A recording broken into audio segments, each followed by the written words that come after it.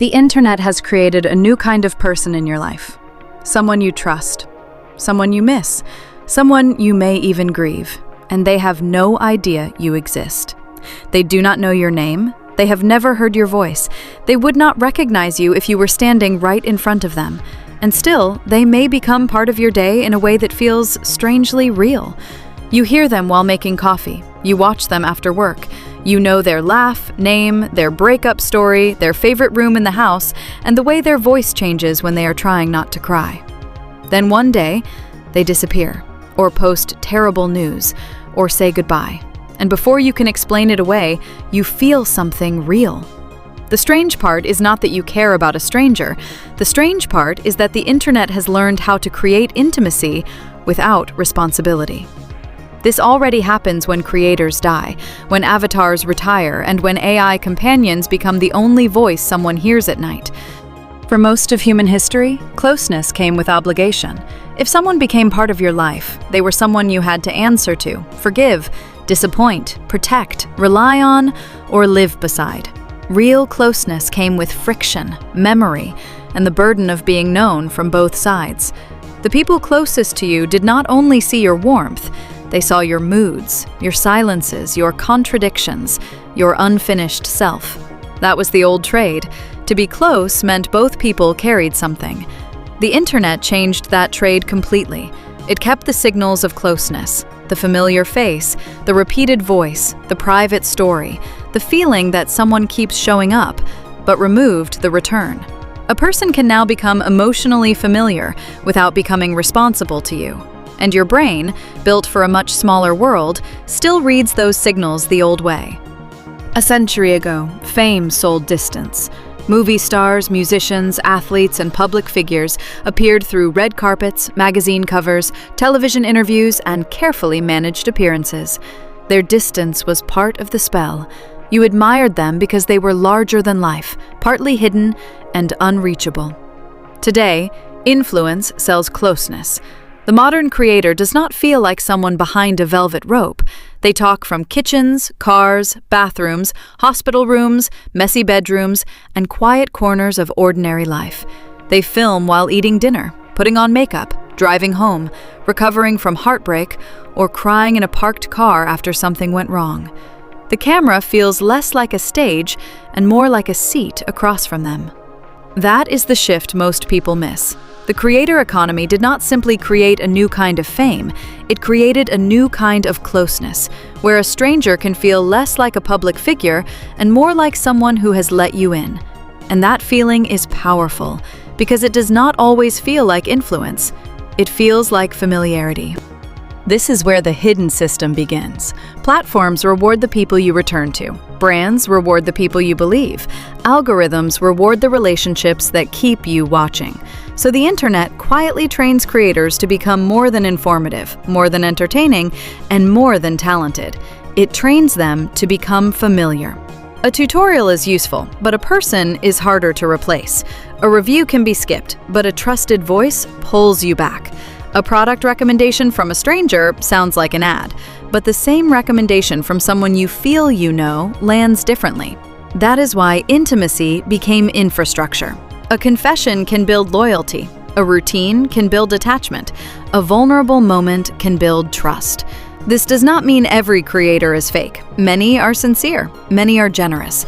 Many help people feel less alone.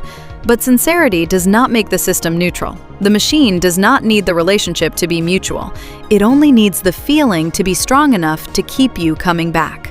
The internet did not just give us people to watch, it gave us people to miss.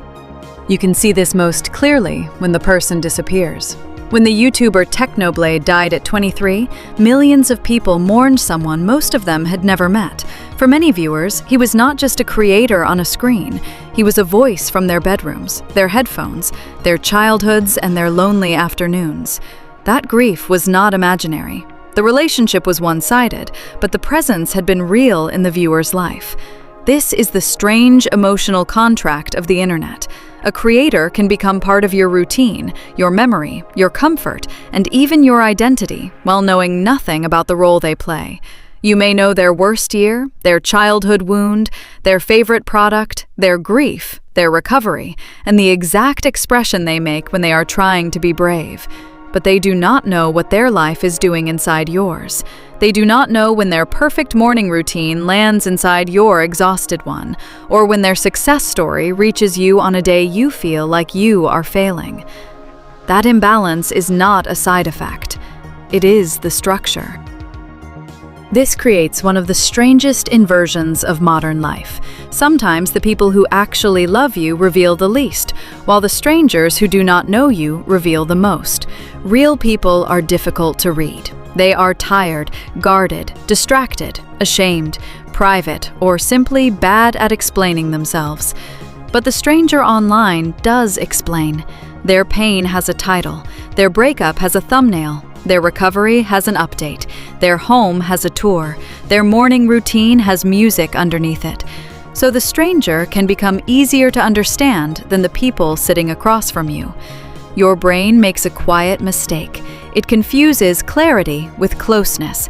It confuses access with intimacy.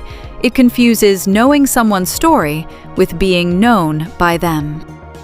Then the story gets stranger. In the world of VTubers, fans sometimes mourn the retirement of an online identity, even when the person behind the character may still be alive.